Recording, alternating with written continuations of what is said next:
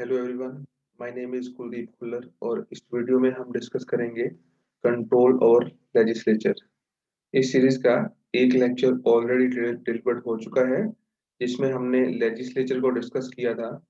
इस लेक्चर में हम एग्जीक्यूटिव कंट्रोल और जुडिशियल कंट्रोल ओवर एडमिनिस्ट्रेशन को डिस्कस करेंगे। तो शुरू करते हैं एग्जीक्यूटिव कंट्रोल से।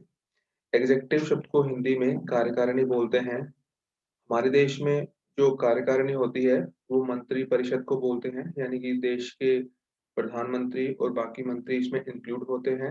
हमारे देश में जो एग्जेक्टिव है इसको दो पार्ट्स में हम आगे डिस्कस कर सकते हैं, स्टडी कर सकते हैं। एक होती है रियल एग्जेक्टिव, एक होती है नॉमिनल एग्जेक्टिव। रियल एग्जेक्टिव में हम बात करते हैं prime minister and other ministers की, और नॉमिनल एग्जेक्टिव में हम बात करते हैं प्रेसिडेंट ऑफ इंडिया की, क्योंकि कॉन्स्टिट्यूशनल हेड वो होते हैं बट इन रियल मैनर जो भी पावर्स होती हैं वो मिनिस्टर प्राइम मिनिस्टर के द्वारा ही यूज होती हैं। तो हमारे देश में ये दो होते हैं। ऐसे ही इंग्लैंड में अगर बात की जाए तो वहां पे भी ऐसा ही सिस्टम देखने को मिलता है। उनके बस फर्क ये होता है कि मोनार्की सिस्टम होता है, हमारे जैसे राष्ट्रपति होते हैं।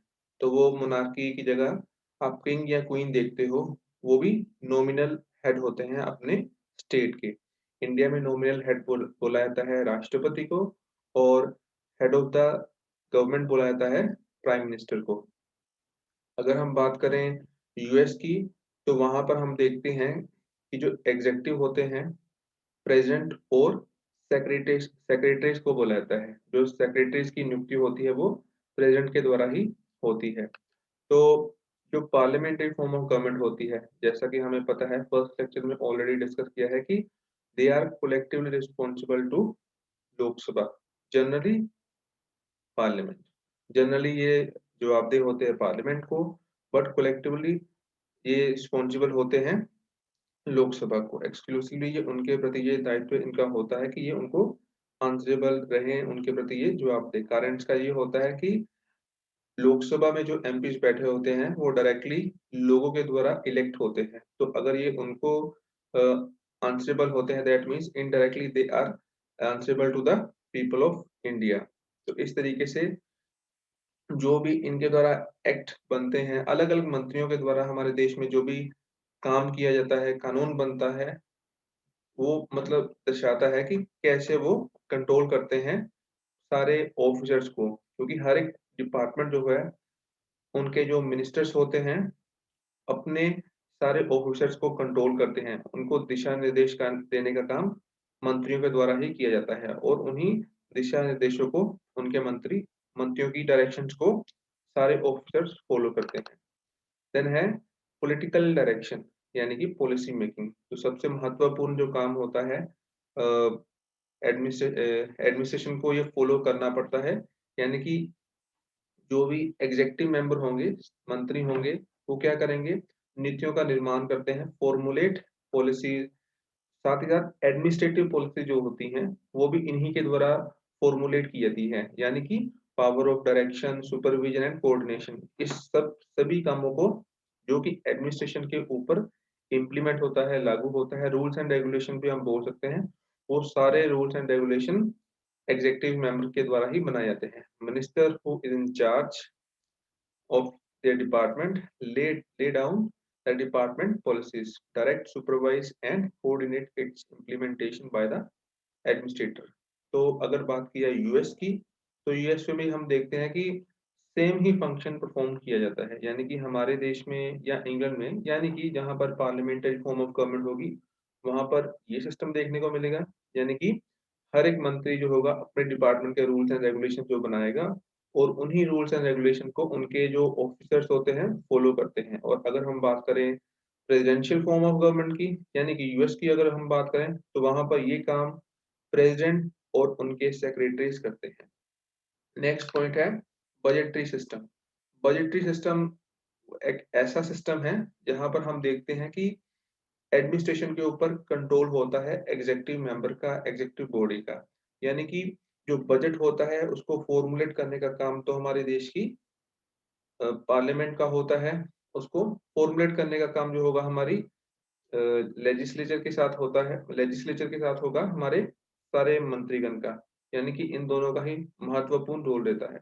उसमें ये बात की जाती है कि कितना पैसा किस डिपार्टमेंट को एलोकेट किया जाएगा, कौन सी पोजीशन वाले ऑफिसर के पास कितना अधिकार होता है फाइनेंशियल, यानी कि कई बार होता है कि कोई ऑफिसर 5 लाख तक खर्च खर्च सकता है, कोई 5 करोड़ तक खर्च सकता है, तो ये सारा कुछ डिसाइडेड होता है, मिनिस्टर्स के द्वारा ही ये डिसाइड होता है। तो बजटरी सिस्टम जो है, यानी कि जो फाइनेंशियल कंट्रोल होता है ओवर एडमिनिस्ट्रेशन, इसमें हम देखते हैं कि approval of policies and program in principle, acceptance of provision in the budget estimate, then sanctioning expenditure subject to the power which are delegated, यानी कि कितना कौन ऑफिसर, जैसे हमने बात की, खर्च सकते हैं, किस स्तर तक किसी ऑफिसर के पास पावर होती है। प्रोवाइडिंग फाइनेंशियल एडवाइस, तो जो सारे ऑफिसर होते हैं, अगर उनको किसी भी तरह की फाइनेंशियल सलाह चाहिए तो उसके लिए गठन किया जाता है इंटीग्रेटेड फाइनेंशियल एडवाइजर का। रीएप्रोप्रिएशन ऑफ ग्रांट, यानी कि जो भी ग्रांट दी जाती है किसी भी डिपार्टमेंट में ऑफिसर्स को, उसका वो किस तरीके से उचित इस्तेमाल करते हैं। और साथ ही साथ हर एक डिपार्टमेंट में ऑफिसर्स के द्वारा जो भी पैसों का लेन देन हो रहा है उसका ऑडिट होता है, यानी कि कहाँ से पैसा आ रहा है और कहाँ पे पैसा लग रहा है, इसका सारा रिकॉर्ड रखा जाता है, यानी कि फाइनेंशियल ईयर का पूरा हिसाब किताब रखा जाता है।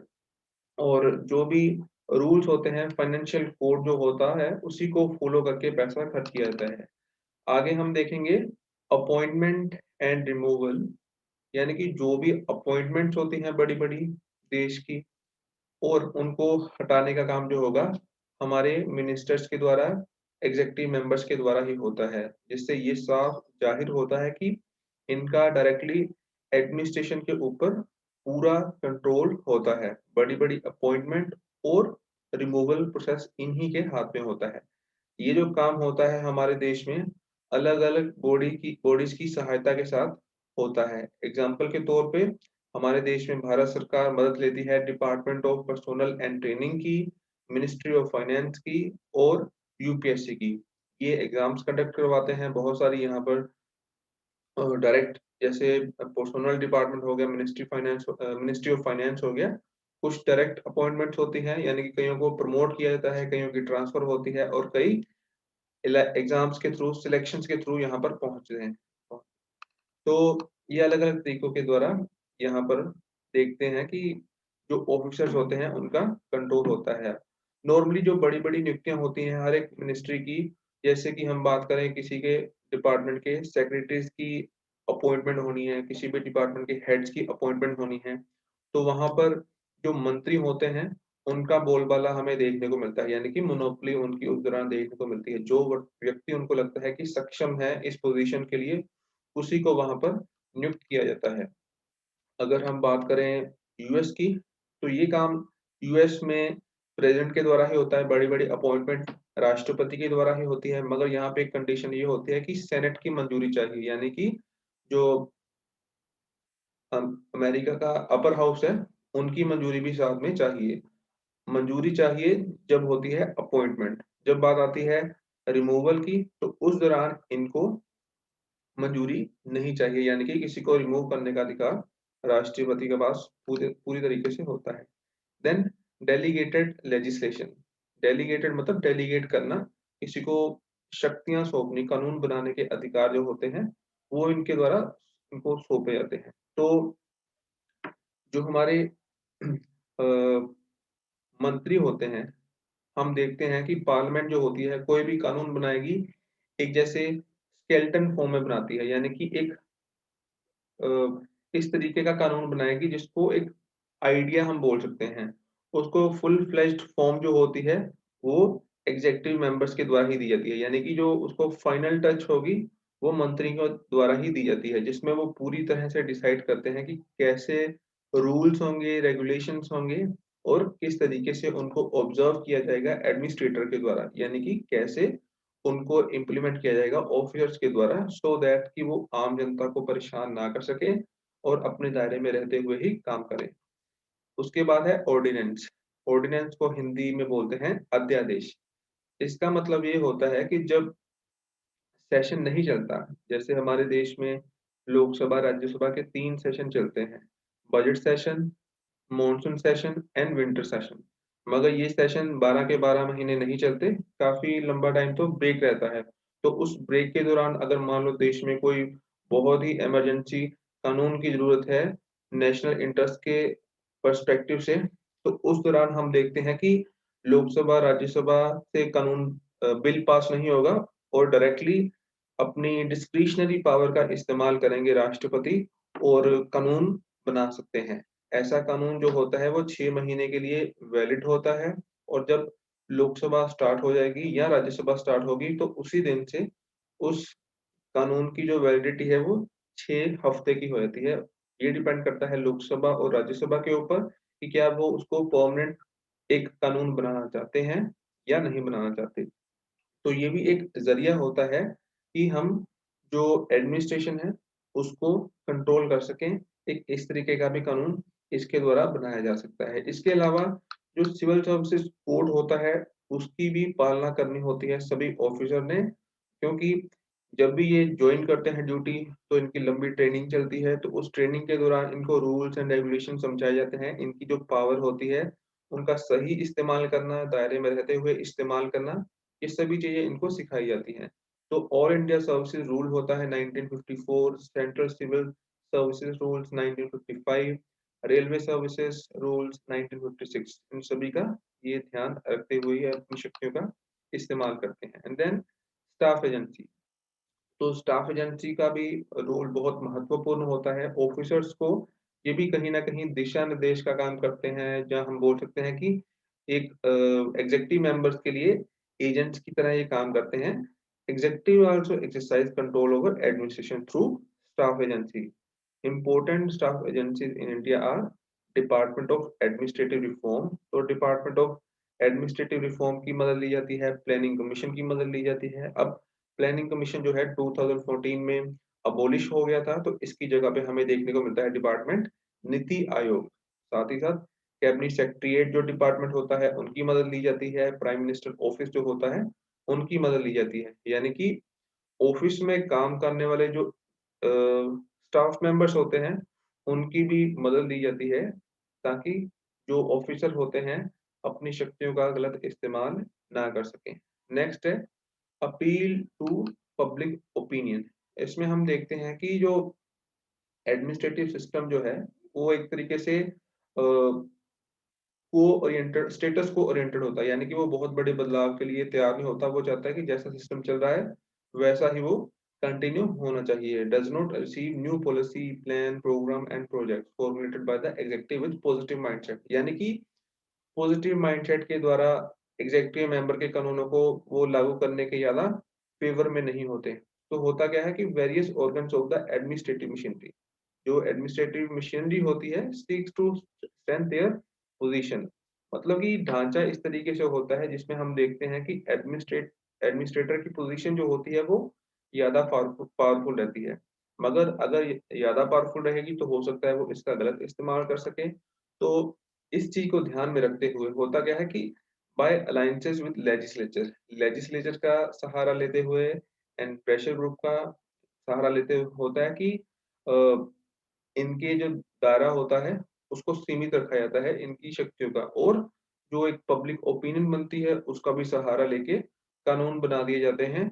इनके ऊपर कंट्रोल कर दिया जाता है और पब्लिक ओपिनियन की जो डिमांड होती है उसको प्रमोट किया जाता है, ताकि उनकी डायरेक्शन को ये फॉलो करें। ये ना हो कि अपने ही तरीके से ये अपना सिस्टम पूरा बना लें और अल्टीमेटली उसका नुकसान आम लोगों को होगा। ये हमारा हो गया कंट्रोल ओवर एग्जेक्टिव। अब हम शुरू करेंगे कंट्रोल बाय द एग्जेक्टिव हो गया। अब हम डिस्कस करेंगे कंट्रोल बाय जुडिशियल। तो हमारे प्रशासन के ऊपर कैसे हमारे देश की जुडिशरी का कंट्रोल होता है इसके बारे में डिस्कस करेंगे। इनका कंट्रोल होने का मुख्य कारण ये होता है कि जो भी कामकाज हमारे देश में हो रहा है वो सही तरीके से होना चाहिए। जो भी एडमिनिस्ट्रेटर जो है हमारे देश के ऑफिसर्स हैं वो अपनी शक्तियों का इस्तेमाल दायरे में रहते हुए करें, यानी कि with in the limits of law. जो भी कानून प्रेस्क्राइब्ड है उसी दायरे में रहते हुए वो अपनी शक्तियों का इस्तेमाल करे।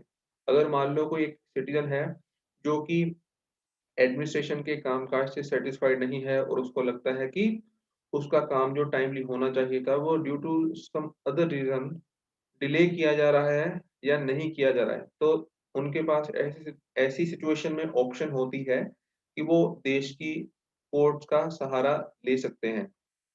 तो जो हमारे देश की कोर्ट्स होती हैं, उनका प्राइमरी ऑब्जेक्टिव मुख्य उद्देश्य यही होता है कि जो भी एडमिनिस्ट्रेशन के द्वारा काम किया जा रहा है, वो लोगों के राइट्स को, लोगों की लिबर्टी को प्रोटेक्ट करें और इन शक्तियों का गलत इस्तेमाल ना करें।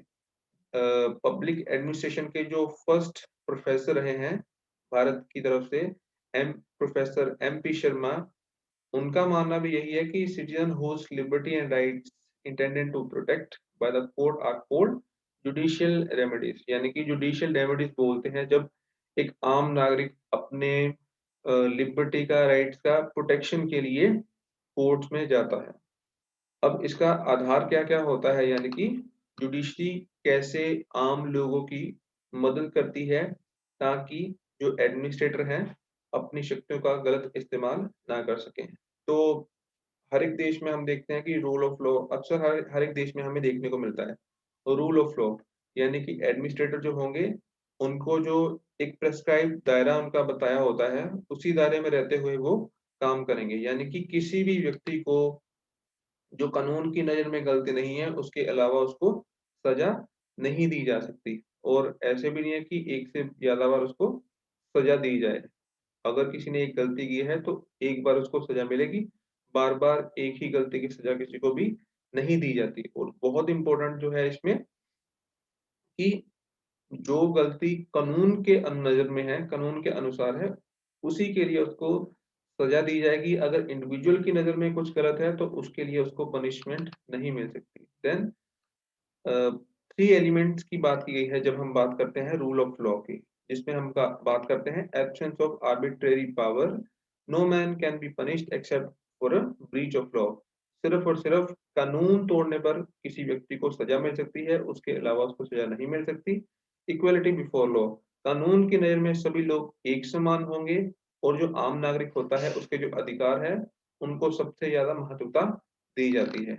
इसके अलावा हम बात करेंगे कि कौन-कौन से मेथड्स होते हैं जिनका सहारा लेके एक आम नागरिक एडमिनिस्ट्रेशन के द्वारा अगर वो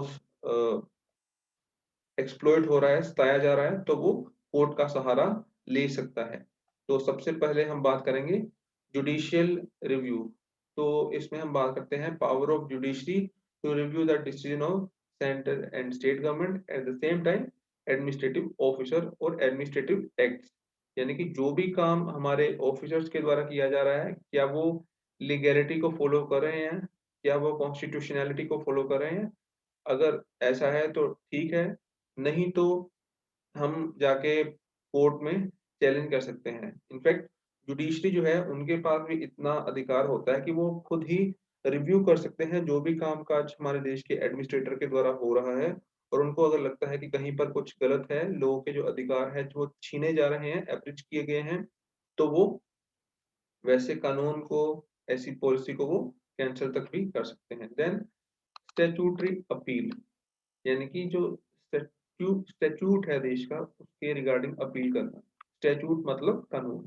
तो पार्लियामेंट्री स्टैट्यूट जो देश के कानून होते हैं, it self provide a specific type of administrative act. यानी कि देश के कानून कुछ बने ही इस तरीके से होते हैं कि आप डायरेक्टली अपने आप वो एडमिनिस्ट्रेटिव एक्ट कहलाते हैं, और सिटीजन जो होते हैं हमारे देश के, वो किस कोर्ट में जाके अपील कर सकते हैं अगर उनको किसी भी तरीके से लगता है कि उनके जो अधिकार है उनका हनन हो रहा है।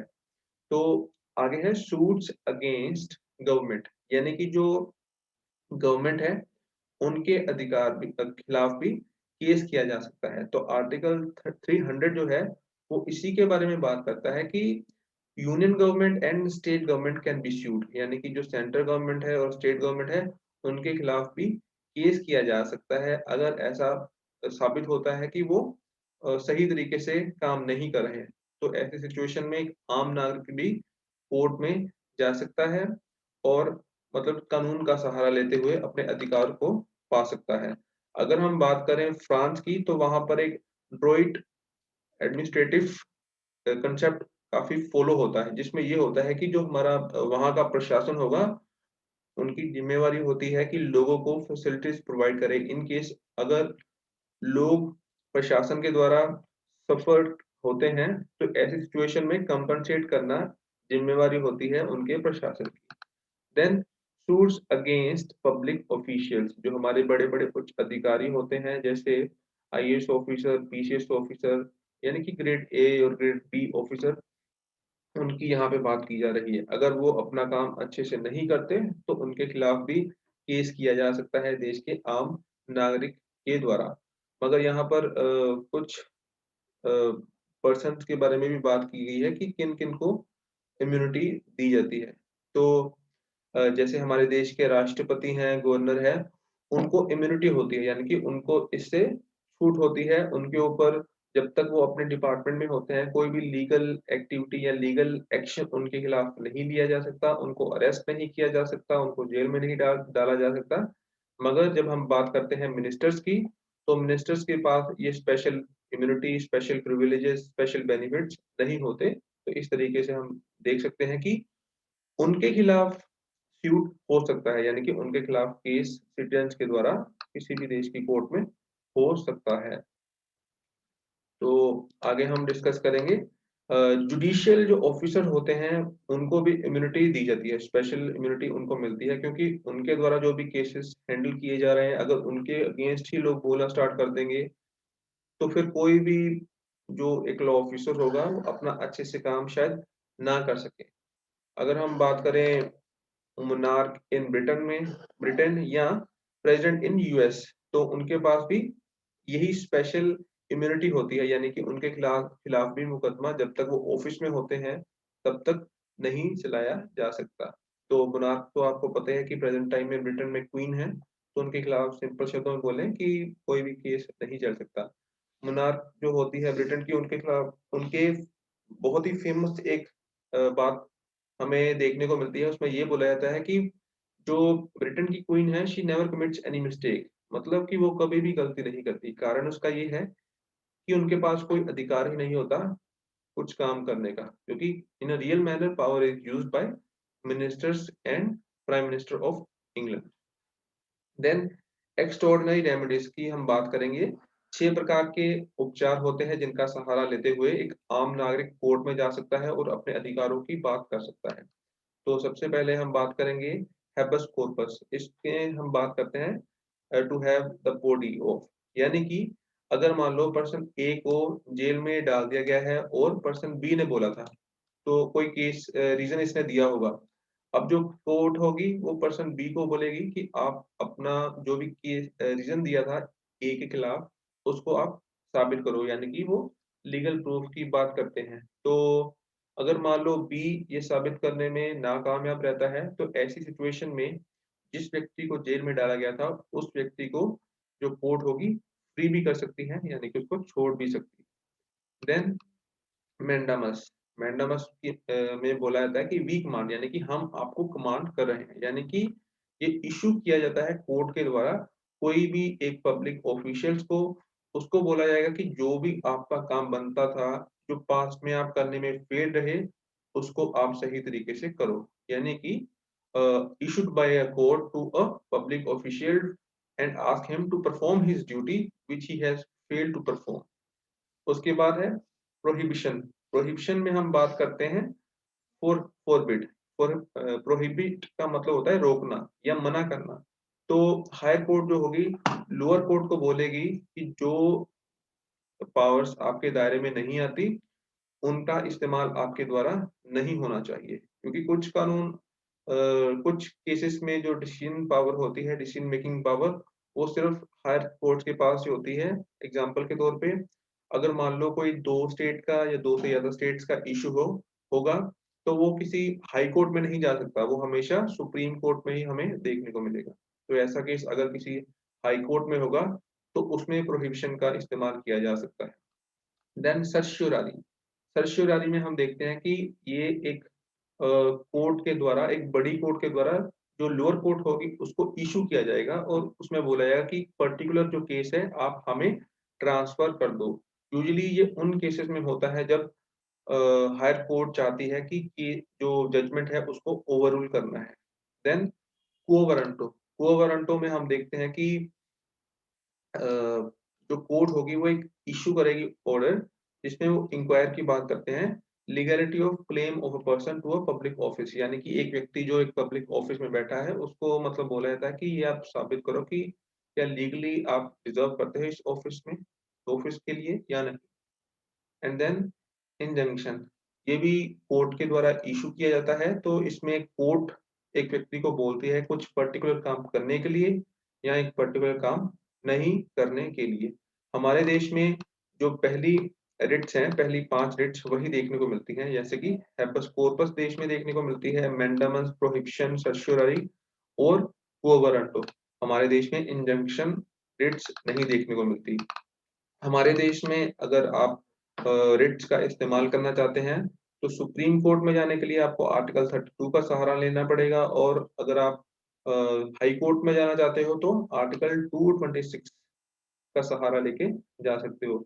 वैसे पार्लियामेंट के पास इतना अधिकार होता है कि अंडर अंडर आर्टिकल 32 में ये पार्लियामेंट के पास पावर है कि वो बाकी देश की जो कोर्ट्स हैं यानी कि डिस्ट्रिक्ट कोर्ट को भी ये अधिकार दे सकते हैं कि वो रिट्स की वहां पे सुनवाई हो सकती है। मगर फिलहाल के लिए for the timing till date कोई भी ऐसा प्रोविजन हमारे देश में नहीं देखने को मिलता। So this is the end of the lecture. अगले लेक्चर में हम डिस्कस करेंगे कि कैसे सिटीजन्स का भी कंट्रोल होता है by various organization or institute to control over administration. So this is the end of the lecture. Thank you very much.